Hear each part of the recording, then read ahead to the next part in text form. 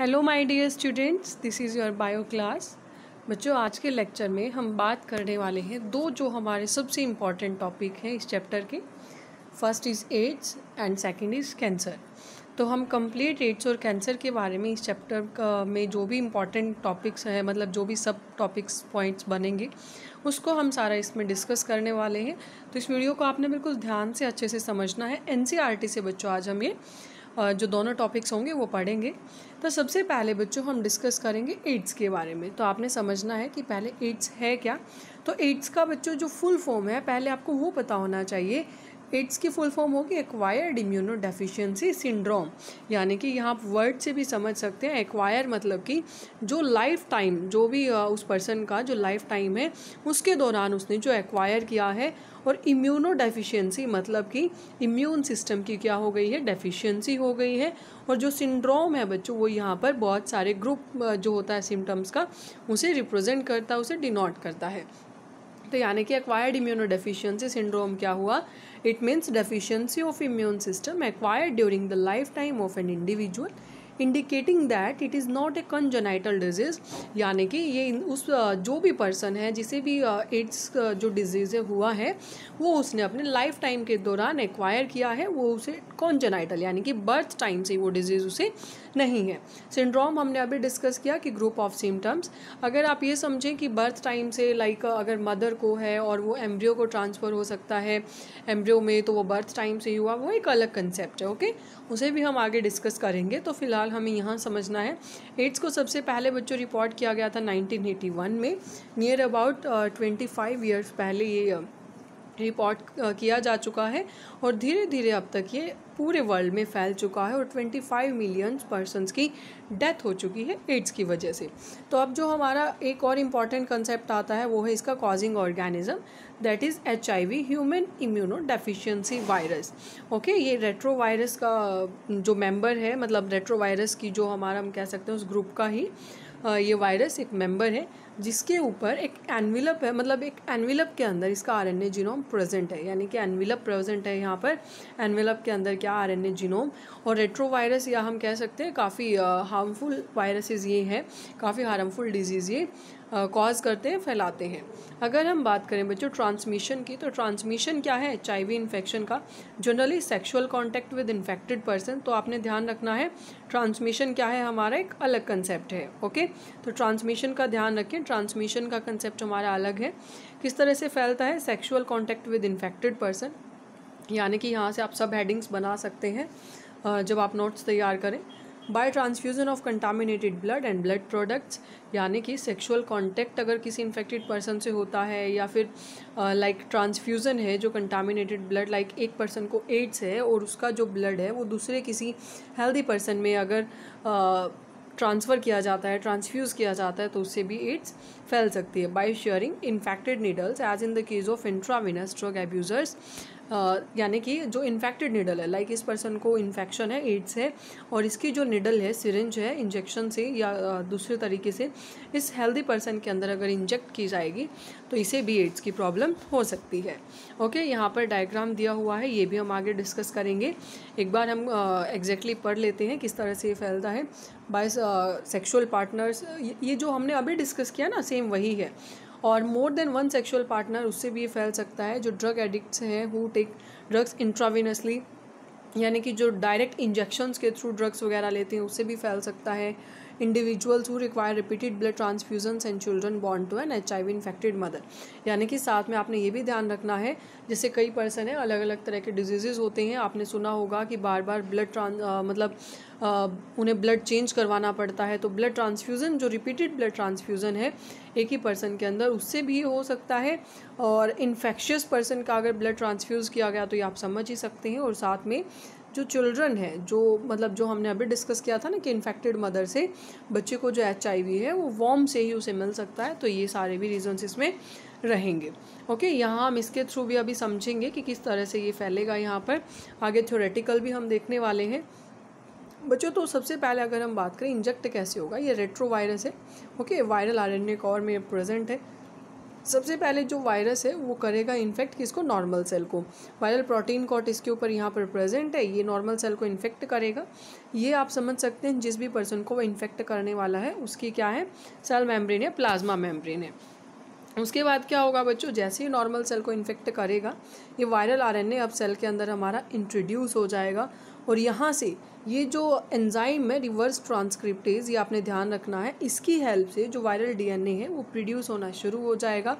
धीरे धीरे वो मतलब एक तरह से हम कह सकते हैं कि धीरे धीरे रिवर्स ट्रांसक्रिप्टेज की हेल्प लेकर जो वायरल डीएनए है वो रेप्लिकेशन शुरू करेगा।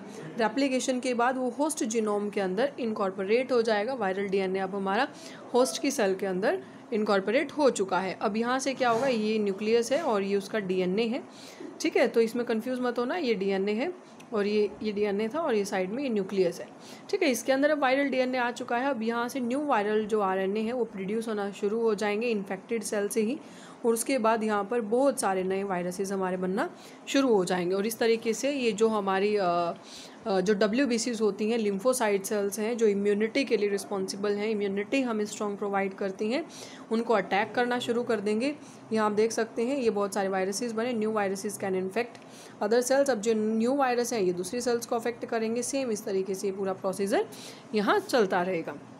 ओके, तो इस तरीके से बच्चों जो यहाँ पर ये जो भी वायरसेस हैं, जो नई सेल्स यहाँ पर बनी हैं, वो क्या करेंगे, हमारी WBCs जो हैं, लिम्फोसाइट सेल्स जो हैं, उन्हें अटैक करना शुरू कर देंगी, और धीरे धीरे जो हमारा इम्यून सिस्टम है वो वीक होने लगेगा, यानी कि WBC की जो अमाउंट है वो डिक्रीज़ हो जाएगी। तो हमारा इम्यून सिस्टम डेफिनेटली क्या हो जाएगा, कम होना शुरू हो जाएगा या वीक होना शुरू हो जाएगा, हम कह सकते हैं।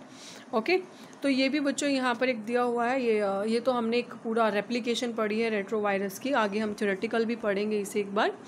तो अगर हम यहाँ बात करें कि HIV और एड्स है, कभी भी ये बहुत इंपॉर्टेंट है, आपने दिमाग में इसको सेट कर लेना इस पॉइंट को, कभी भी टच या फिजिकल कॉन्टैक्ट से बच्चों नहीं फैलता। किससे, टच करने से या फिजिकल कॉन्टैक्ट से नहीं फैलता है, ये सिर्फ और सिर्फ बॉडी फ्लूइड्स के थ्रू ही फैलता है।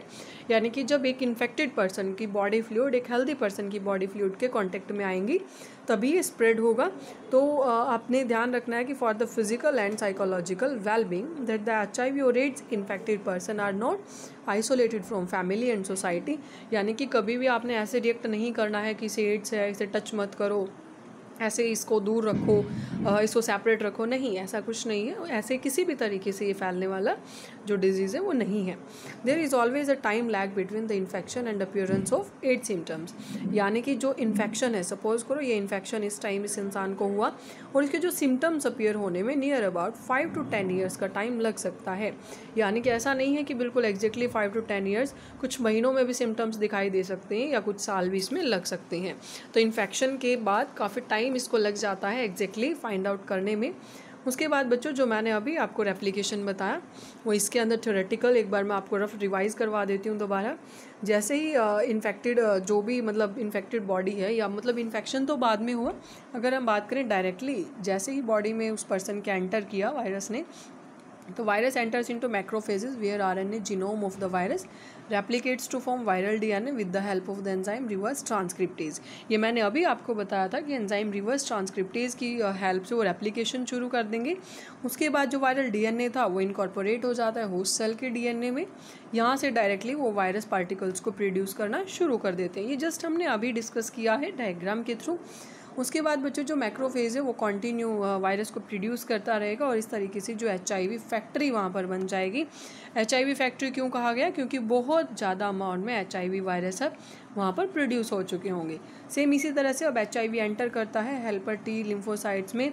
हेल्पर T लिम्फोसाइट्स यानी कि जो हमारा इम्यून सिस्टम स्ट्रॉन्ग करती हैं, धीरे धीरे वो रेप्लिकेट करेगा और प्रोड्यूस प्रोजेनी वायरसेस, यानी कि उसी तरह की प्रोजेनी के वायरसेस बनाएगा। अब जो प्रोजेनी वायरसेस हैं उनको ब्लड में वो रिलीज़ करेगा और वहाँ से वो हेल्पर T लिम्फोसाइट्स पर अटैक करना शुरू कर देंगी। तो हम सोच सकते हैं या समझ सकते हैं यहाँ से कि ब्लड के थ्रू वहाँ से वो ट्रांसपोर्ट हो जाएंगी।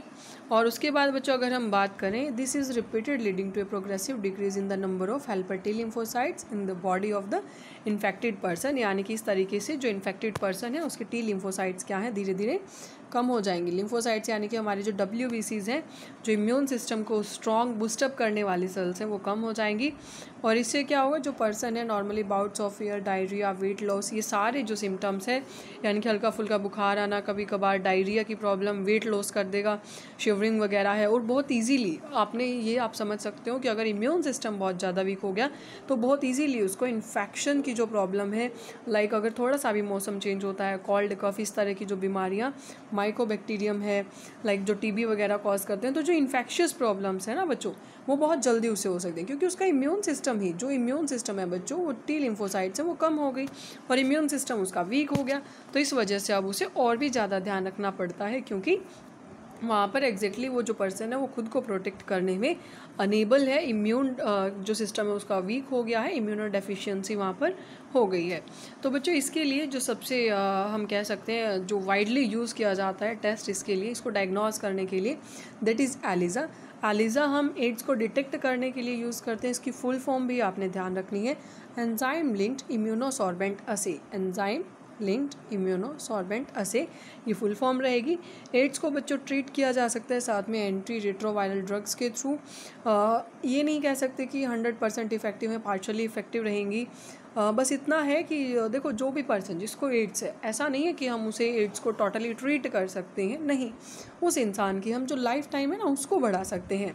अगर ध्यान नहीं देंगे तो ऐसा नहीं है कि वो इंसान लंबे टाइम तक सर्वाइव करेगा, लेकिन अगर हम ध्यान देते हैं तो ज़रूरी नहीं है कि वो मतलब 50 ईयर्स में या 10 ईयर्स में या 20 ईयर्स में, नहीं, हो सकता है उसका लाइफ टाइम काफ़ी अच्छा वो निकाल ले, अच्छे से सर्वाइवल करे, लेकिन हम कभी भी डेथ से उसे नहीं रोक सकते, डेथ से प्रिवेंट नहीं कर सकते, विच इज़ इनएविटेबल, यानी कि डेथ तो होगी वो तो डेफिनेटली, क्योंकि एड्स एक बीमारी ही ऐसी है।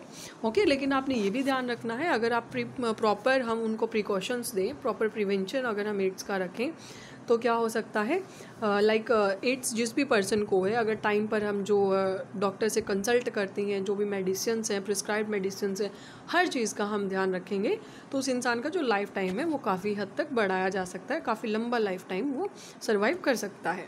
अगर बात करें बच्चों प्रिवेंशन की, देखो एड्स हमें पता है कि जैसे हम कहते हैं कि जिसका कोई क्योर नहीं है तो प्रिवेंशन ही वहाँ पर बेस्ट ऑप्शन है। तो एड्स का हमें पता है कोई इलाज नहीं है, तो प्रिवेंशन यानी कि बचा तो जा ही सकता है। HIV इन्फेक्शन बच्चों मेनली जो हमने अभी पढ़ा किस किस तरीके से फैलता है, तो उनसे हम कैसे बचेंगे, जो ब्लड ट्रांसफ्यूज़न ऐसे पेशेंट्स है ये ध्यान रखना चाहिए। न्यू बॉर्न बेबी है, यानी कि जो न्यू बॉर्न है, लाइक वॉर्म में फिटस के अंदर ही अगर बच्चे को इन्फेक्शन हो सकता है, अगर मदर को एड्स है तो बच्चे को भी हो सकता है। तो इसमें क्या है, पुअर मॉनिटरिंग की वजह से हो सकता है। अगर डॉक्टर अच्छे से मॉनिटर करता है तो जो बच्चा है वो हेल्दी चाइल्ड वहाँ पर हो सकता है। ऐसा नहीं है कि वो 100% कन्फर्म है कि भाई नहीं माँ को एड्स है तो बच्चे को भी होगी, नहीं, उस चीज़ को वहाँ पर रोका जा सकता है। सिर्फ एक एक्सक्यूज़ ये है इग्नोरेंस, अगर इग्नोरेंस है तो देखो फिर तो कोई भी चीज़ कंट्रोल में नहीं होगी ना, तो डोंट डाई ऑफ इग्नोरेंस, तो कभी भी इग्नोरेंस की वजह से तो नहीं मरना चाहिए, ठीक है। बहुत सारे बच्चों कंट्री के अंदर हमारे नेको यानी कि नेशनल एड्स कंट्रोल ऑर्गेनाइजेशन हैं, बहुत सारे NGOs हैं जो लोगों को एजुकेट करते हैं एड्स के बारे में। बहुत सारे प्रोग्राम्स भी ऐसे शुरू किए गए हैं जो HIV इन्फेक्शन कैसे फैलता है, उसे कैसे बचा जाए, इनके बारे में। साथ में ब्लड बैंक में भी इंश्योर किया जाता है कि जो ब्लड जो भी लोग वहाँ डोनेट करते हैं HIV वायरस ना हो या HIV फ्री हो। डिस्पोजेबल नीडल्स को यूज़ किया जाए, सिरिंजेस को यूज़ किया जाए पब्लिक और प्राइवेट हॉस्पिटल्स में, क्लिनिक्स में। कॉन्डम्स का free distribution, controlling drug abuse, advocating safe sex, promoting regular checkups for HIV in susceptible populations, ये कुछ स्टेप्स हैं जो लिए जा रहे हैं बहुत सारे NGOs के थ्रू भी और बहुत सारे जो नेशनल एड्स कंट्रोल ऑर्गेनाइजेशंस हैं उनके थ्रू भी, ठीक है। तो ये बच्चों आपने जो अच्छे से समझना है इसको, इन्फेक्शन है जो HIV का या एड्स से, ऐसा नहीं है कि वो छिपा नहीं है कुछ भी, ठीक है। जो इन्फेक्शन है वो फैल सकता है बहुत सारे लोगों में। इन्फेक्टेड पीपल है जो भी, उसे किसकी ज़रूरत है, उसे हेल्प की ज़रूरत है, हम लोगों की सिंपैथी की ज़रूरत है, इन्फेक्शन बाय सोसाइटी, यानी कि उसे जो समाज है उसे दुत्कारा नहीं जाना चाहिए। ऐसा नहीं है कि भाई इसे तो एड्स है, इससे डिस्टेंस मेंटेन करो, दूर रहो, ये तो एड्स की बीमारी है, ये वो नहीं, हमें उनकी हेल्प करनी चाहिए। एक तो देखो ऑलरेडी वो इतना स्ट्रेस्ड है कि उन्हें एड्स जैसी बीमारी है, बट हम उनकी हेल्प कर सकते हैं, उन्हें सिंपैथी दे सकते हैं, उन्हें समझा सकते हैं कि प्रॉपर केयर रखने से, प्रॉपर प्रिकॉशंस के साथ लाइफ टाइम बहुत लंबी हो सकती है, ठीक है। ऐसा नहीं है कि एड्स हो गई है तो मतलब विदिन 2 to 3 ईयर्स उसकी डेथ हो जाएगी, नहीं। ऐसे पर्सन हैं जो 70 to 80 ईयर्स आज के टाइम में, जो एक नॉर्मल एवरेज जो हमारी मतलब हम कह सकते हैं कि नॉर्मल अगर 70 to 80 ईयर्स है ना, हम आज के टाइम को देखते हुए कि भाई इतना एक इंसान अगर लाइफ को सर्वाइव कर रहा है तो दैट्स सफिशिएंट। वैसे तो 100 ईयर्स हम बोल देते हैं, लेकिन फिर भी एड्स वाले पर्सन भी ऐसे देखे गए हैं कि इतना इतना टाइम वो सर्वाइव कर जाते हैं by taking precautions, by taking suitable suitable precautions हैं जो वो ले रहे हैं, या फिर जो मेडिकेशंस हैं, by taking suitable medications. Okay. Unless society recognizes it as a problem to be dealt with in a collective manner, the chances of wider spread of the disease increase manifold. यानी कि जो society है इस problem को उन्होंने थोड़ा इस तरीके से लेना चाहिए कि थोड़ा एक शेमफुल नहीं मानना चाहिए या फिर छिपाने वाली बात नहीं होनी चाहिए. अगर ऐसा हुआ तो ये बहुत जल्दी फैल जाएगी. और इस प्रॉब्लम को टैकल करने के लिए एक ही तरीका है, मेडिकल फ्रेटर्निटी है, और साथ में जो सोसाइटी है दोनों मिलकर साथ में काम करेंगे. सोसाइटी और मेडिकल जो टीम है वो मिलकर काम करेंगे तो इस डिजीज़ को फैलने से बचाया जा सकता है. ओके. तो बच्चों ये हमारा था एड्स का कंप्लीट कंसेप्ट. आई होप आपको समझ आया होगा अच्छे से. तो आगे बात करते हैं बच्चों हम कैंसर की. ओके. तो कैंसर क्या है बच्चों? बहुत एक ड्रेडेड डिजीज़ है, यानी कि नॉर्मली आप ड्रेडेड यानी कि बहुत ज़्यादा भयानक आप सुनते हो ना भाई कैंसर ये वो. तो एक ऐसी बीमारी है जिसके नाम से ही थोड़ा एक डर लगता है कि भाई कैंसर यानी कि बहुत ज़्यादा एक इशू क्रिएट करने वाली प्रॉब्लम है, या हम कह सकते हैं कि एक थोड़ा ड्रेडफुल बीमारी है जिसमें मेजर कॉज जो है ओवरऑल हम कह सकते हैं ग्लोब में काफ़ी मेजर कॉज है डेथ का ये. और बहुत सारे मिलियंस ऑफ इंडियंस जो हैं वो सफ़र कर रहे हैं किसी कैंसर से, और बहुत सारे लोग हैं एनुअली इस डिजीज़ की वजह से, कैंसर की वजह से मरते भी हैं. मैकेनिज़्म क्या है बच्चों इनका? अंडरलाइन डेवलपमेंट ऑफ कैंसर और ऑन्कोजेनिक ट्रांसफॉर्मेशन ऑफ सेल्स. ये हम अभी पढ़ेंगे कि किस तरीके से जो है ये कैंसर फैलती है, किस तरीके से मतलब हमारे अंदर बनती है, हमारे अंदर भी ये फैलती है. ऐसा नहीं है कि 1% टू अनदर पर्सन ये फैल रही है, नहीं. ऐसे फैलने का मतलब नहीं था. मेरा मतलब है कि हमारी बॉडी में ही एक सेल की जो ग्रोथ है, कैसे अनकंट्रोल्ड ग्रोथ हुई, वो सारा अब हम अभी पढ़ेंगे. ट्रीटमेंट और कंट्रोल है, ये सारी चीज़ें रिसर्च है जो इसकी बायोलॉजी में, मेडिसिन, इन सब के ऊपर भी काम चल रहा है. तो अगर हम हमारी बॉडी की बात करें, ह्यूमन बॉडी की, तो सेल ग्रोथ और जो डिफरेंशिएशन है बच्चों वो काफ़ी कंट्रोल्ड है, रेगुलेटेड है.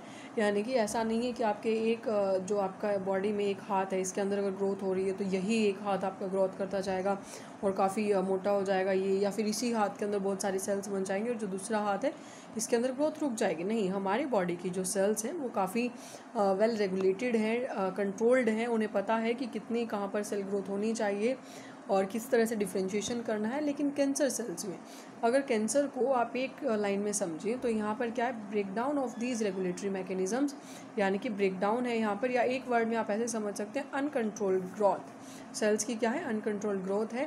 तो यानी कि यहाँ पर जो ब्रेकडाउन हुआ इस रेगुलेटरी मैकेनिज़्म का, तो क्या होगा, जो नॉर्मल सेल्स हैं वो एक प्रॉपर्टी शो करती है कॉन्टैक्ट इनिबिशन की.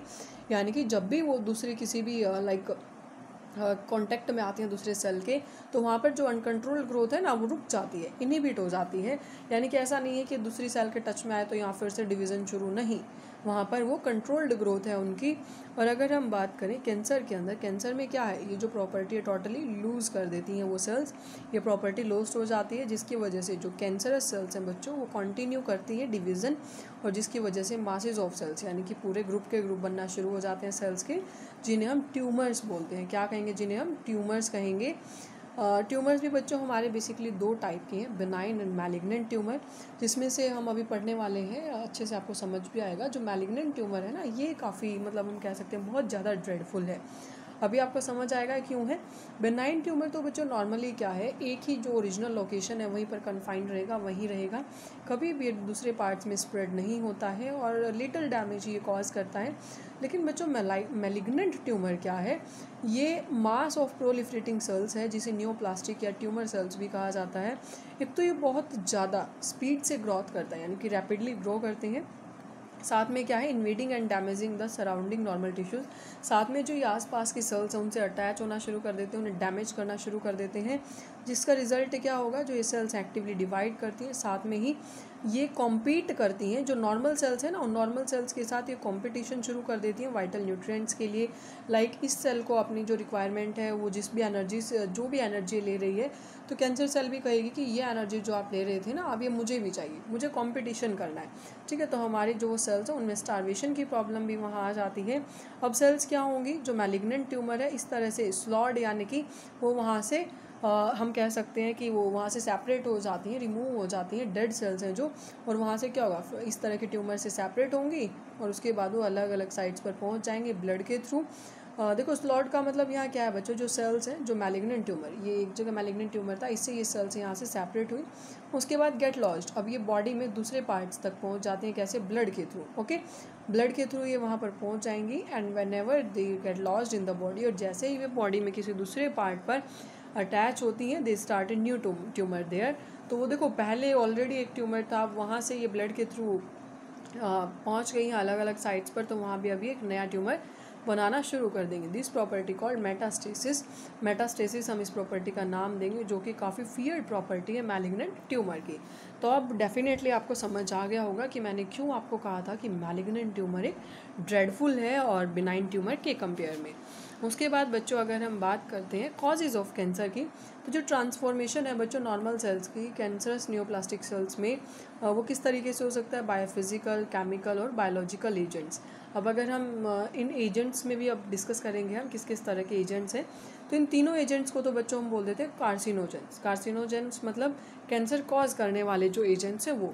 अब आयनाइजिंग रेडिएशंस है लाइक एक्सरे है, गामा रे है, नॉन आयनाइजिंग रेडिएशंस है लाइक यूवी है, जो क्या करते हैं हमारे डीएनए को डैमेज करते हैं, जिससे न्यूप्लास्टिक ट्रांसफॉर्मेशन होगी, यानी कि अनकंट्रोल्ड ग्रोथ शुरू हो जाएगी। ये सारे हमारे क्या हुए, कॉजिंग, या हम कह सकते हैं कॉजिंग एजेंट्स हुए। केमिकल कार्सिनोजेंस क्या है बच्चों, जो लाइक टोबैको है, स्मोक वगैरह में प्रेजेंट होता है, ये भी काफ़ी मेजर कॉज माना गया है लंग्स कैंसर का। अब कैंसर कॉजिंग वायरसेस जो होंगे, देखो ये तो हमने पढ़े कि फिजिकल, केमिकल और बायोलॉजिकल एजेंट्स, लेकिन कुछ वायरसेस भी हैं जो कैंसर कॉज करते हैं, जिन्हें हम क्या कहेंगे, ऑन्कोजेनिक वायरसेस, जिनके अंदर जीन प्रेजेंट होता है, जिन्हें वायरल ऑन्कोजीन्स कहा जाता है। ठीक है, कुछ जीन्स ऐसे भी हैं बच्चों जिन्हें सेलुलर ऑन्कोजीन्स कहा जाता है या प्रोटो ऑन्कोजीन्स कहा जाता है। इन्हें नॉर्मल सेल्स में भी आइडेंटिफाई किया जाता है। किस तरह से, क्योंकि ये कुछ सर्टेन कंडीशंस के अंदर ही एक्टिवेट होते हैं, और ये धीरे धीरे क्या करेंगे, फिर ऑन्कोजेनिक ट्रांसफॉर्मेशन है जो सेल्स का, वो शुरू कर देते हैं, यानी कि कैंसरस सेल्स वहाँ पर बनाना शुरू कर देते हैं। तो इस तरीके से कैंसर है, जो उसके कॉज हमने पढ़े, अभी एजेंट्स के बारे में पढ़ा। अब हम बात करेंगे कि कैंसर को डिटेक्ट कैसे किया जाए और उसको डायग्नोज कैसे किया जाए। ठीक है, तो सबसे पहले अर्ली डिटेक्शन है जो कैंसर का, वो बहुत ज़्यादा ज़रूरी है, ताकि देखो जैसे आपने सुना होगा अभी कैंसर की फर्स्ट स्टेज है, सेकंड स्टेज है, लास्ट स्टेज है, तो है ना, अर्ली डिटेक्शन मतलब कि स्टार्टिंग की स्टेजेस में ही अगर डिटेक्ट कर लिया जाए तो इंसान का जो ट्रीटमेंट है वो सक्सेसफुली हो सकता है। बहुत सारे केसेस में ऐसा है कि जो कैंसर जिस भी इंसान को, या कुछ ऐसे केसेस हैं जिस पर्सन को कैंसर हुई है, वो 100% बिल्कुल सही हो गए हैं, मतलब हेल्दी हो गए हैं दोबारा से, अगर अर्ली स्टेजेस में डिटेक्शन उनका हो जाता है। कैंसर को डिटेक्ट करने के लिए बच्चों तो बायोप्सी, ये बहुत इंपॉर्टेंट है, बायोप्सी है, और हिस्टोपैथोलॉजिकल स्टडीज़ हैं, ये टिश्यू की हिस्टोपैथोलॉजिकल स्टडी अगर हम करते हैं, और साथ में ब्लड और बोन मैरो का जो टेस्ट है for increase cell counts in case of leukaemias. तो ल्यूकेमिया के केस में जो, मतलब ये सारे ल्यूकेमिया के केस में लाइक ब्लड और बोन मैरो का टेस्ट किया जाता है, ताकि वहाँ पर सेल का काउंट है जो वो चेक किया जा सके। तो इन तरीक़ों से हम क्या कर सकते हैं, कैंसर को डिटेक्ट कर सकते हैं। अब हम इनको डिस्कस करते हैं। सबसे पहले हमने डिस्कस किया था बायोप्सी। तो बायोप्सी में क्या होता है, लाइक जो जिस टिश्यू पर हमें सबसे ज़्यादा सस्पेक्ट है कैंसर का, तो उस टिश्यू को हम वहाँ से एक पीस उसका लेंगे, उसको बहुत सारे छोटे छोटे सेक्शंस में कट करेंगे, स्टेनिंग करेंगे, और उसको माइक्रोस्कोप के अंदर अंडर एग्जामाइन करेंगे, जिसे हिस्टोपैथोलॉजिकल स्टडीज़ बोलते हैं। ठीक है, तो यानी कि टिश्यू की हम यहाँ स्टडी कर रहे हैं प्रॉपरली बाय अ पैथोलॉजिस्ट, यानी कि एक पैथोलॉजिस्ट है जो पर्सन भी इसे स्टडी करेगा, that is a pathologist. Techniques हैं बच्चों इसमें बहुत सारी, रेडियोग्राफी है, एक्सरे का यूज़ हम कर सकते हैं, कंप्यूटर टोमोग्राफी, सीटी का, या एमआरआई, मैग्नेटिक रेजोनेंस इमेजिंग के थ्रू भी हम कैंसर को डिटेक्ट कर सकते हैं, इंटरनल ऑर्गन्स के कैंसर को।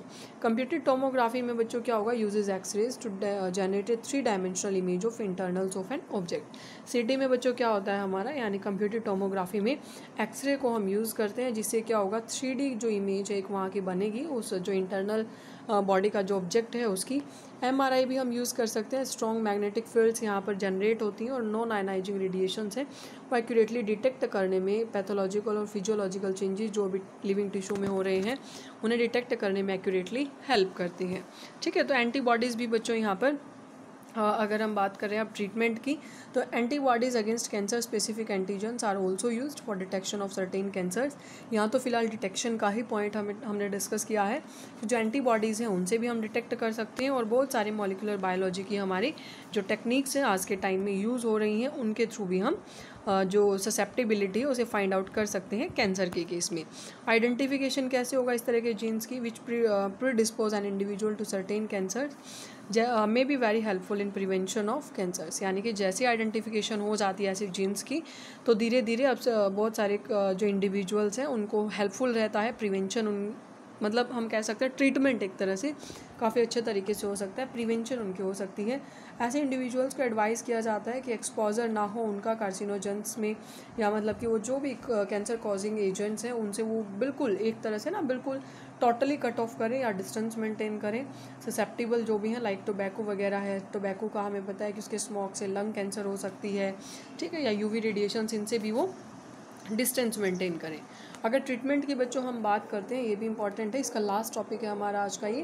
तो ट्रीटमेंट क्या होगा कैंसर का, कॉमन जो अप्रोचेज हैं कैंसर की ट्रीटमेंट में सर्जरी से, रेडिएशन थेरेपी, इम्यूनोथेरेपी, ये सब इनसे मतलब ट्रीटमेंट हो सकता है। कई बार ये सभी जो थेरेपीज़ हैं एक साथ भी इस्तेमाल की जाती हैं।